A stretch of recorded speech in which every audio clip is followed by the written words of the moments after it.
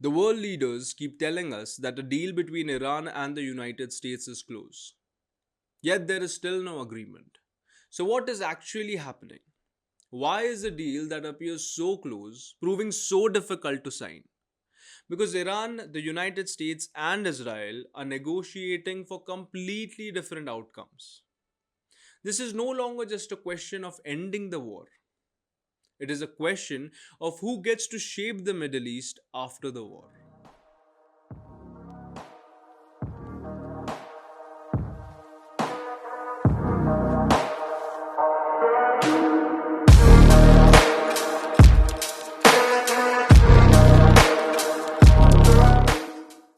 Now, what does Iran want? Iran wants sanctions lifted. Years of sanctions have restricted oil exports, reduced foreign investments, and weakened the currency, and also has put enormous pressure on the Iranian economy. Now, if sanctions are removed, Iran gains access to billions of dollars in revenue, stronger trade opportunities, and the ability to rebuild economically. But sanctions are also one of America's strongest tools of pressure. So, the moment those sanctions disappear, a significant portion of America's leverage disappears with them. Now, Iran is also demanding the release of roughly $12 billion in frozen assets. Tehran views this money as Iranian wealth that has been withheld for years. So, access to those funds would strengthen government finances, increase foreign currency reserves, and most importantly, provide economic breathing room after years of pressure. But again, United States sees those assets as a bargaining chip. Once released, that negotiating leverage can never be used again. Now, Iran also refuses to surrender control over the Strait of Hormuz. Nearly one fifth of the world's oil passes through this narrow waterway. So, for Iran, Hormuz is not just geography, it is influence.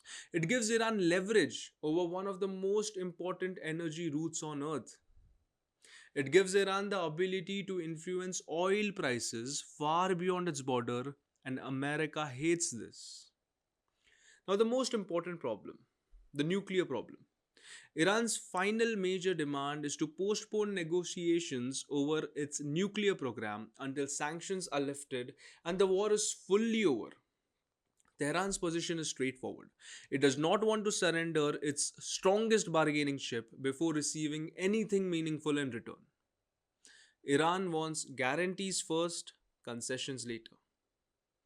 And that is where the first major deadlock appears. Now, what does America want? The United States says it wants stability.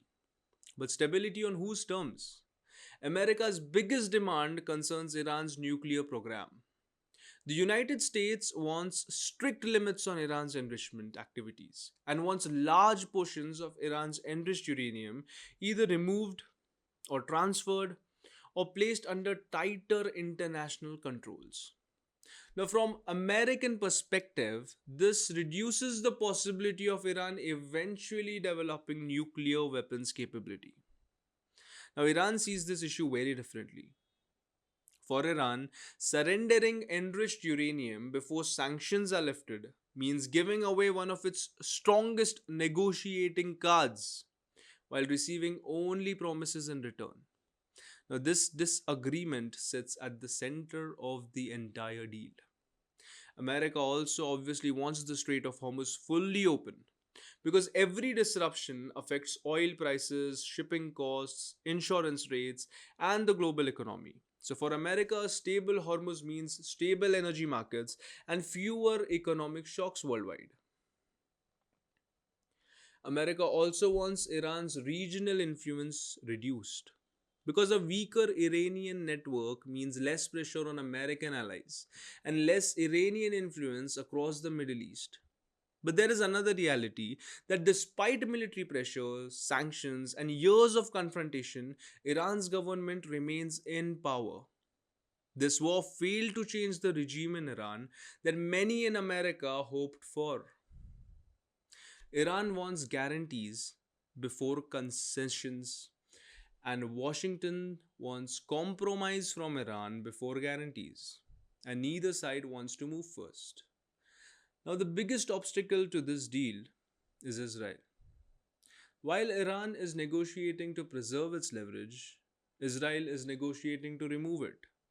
Israel wants Iran's proxies weakened. It wants Iran's regional influence reduced. It wants a total end on Iran's nuclear program. And most importantly, it wants a post war Middle East in which Iran is very weak. Now, the problem is that nearly every major Israeli objective requires Iran to surrender totally. And that is why the negotiations remain stuck.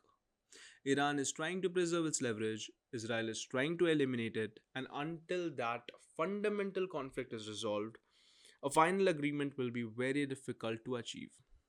Now, why the whole world cares? The whole world cares because the consequences extend far beyond Iran and Israel. Nearly 20% of global oil passes through the Strait of Hormuz. Any disruption there affects energy markets worldwide. Higher oil prices increase transportation costs.